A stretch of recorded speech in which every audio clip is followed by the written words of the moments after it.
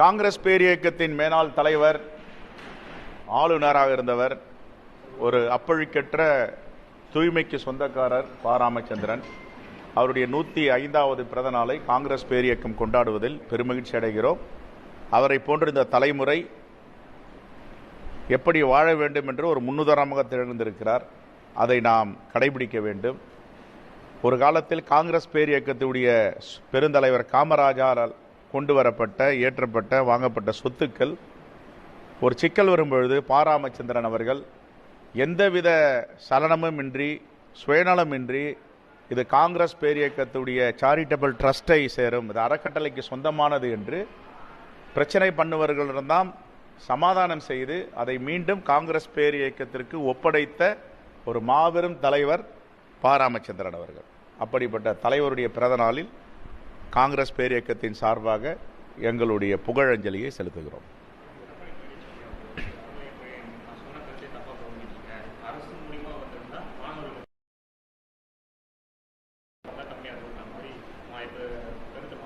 இல்லை, அது ரெண்டு விஷயம். எடப்பாடி பழனிசாமி அவர்கள் ஆர்எஸ்எஸ் என்னென்ன எழுதி கொடுக்குதோ, நாக்பூரிலிருந்து அவருக்கு வேலை திட்டங்கள் கொடுக்கப்படுகிறது. நாக்பூரிலிருந்து எழுதி கொடுக்கறத அப்படியே படிக்கிறார். ஆர்எஸ்எஸ் உடைய ஏஜெண்டாக மாறிட்டார். நான் கேட்குறேன், அறநிலையத்துறை சார்பாக செய்கிற பணிகளை கோவிலுடைய நிர்வாகம், கோயிலுடைய ஆலயங்களுடைய மக்கள் கொடுக்கின்ற உண்டியல் நிதி, நன்கொடை, இதை வைத்து கல்விக்கண் திறந்த பெருந்தலைவர் காமராஜுடைய வழியில் கல்லூரிகள், பள்ளிக்கூடங்கள் கட்டப்படுகின்றன. இதில் என்ன பிரச்சனை? இப்போது இதே எடப்பாடி பழனிசாமியை கேட்குறேன், HCL நிறுவனம், சிவநாடார் அவர்களுடைய நிறுவனம், திருச்செந்தூர் ஆலய கும்பாபிஷேகத்திற்கு 200 கோடி ரூபாய் தருகிறோம், நாங்கள் அதை செய்கிறோம் என்று சொன்னார்கள். எதற்காக அனுமதி மறுதளிக்கப்பட்டது? என்ன சொன்னார்கள்? நீங்கள் பொதுப்பணித்துறை மூலமாகத்தான் நீங்கள் இதை செய்ய வேண்டும் சொன்னாங்க. பொதுப்பணித்துறை மூலமாக ஏன் செய்ய சொல்கிறாங்க?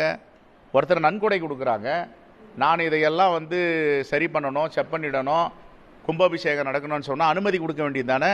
அவர்கள் 200 கோடி கொடுக்குறவங்க எவ்வளோ கண்ணுங்கருத்தமாக பண்ணுவாங்க. அவர் என்ன சொன்னார்? பொதுப்பணித்துறை மூலமாக செய்யுங்கன்னார். பொதுப்பணித்துறை மூலமாக செய்ய சொல்கிறதுக்கு என்ன காரணம்? பொதுப்பணித்துறையில் போனால் தான் கிடைக்க,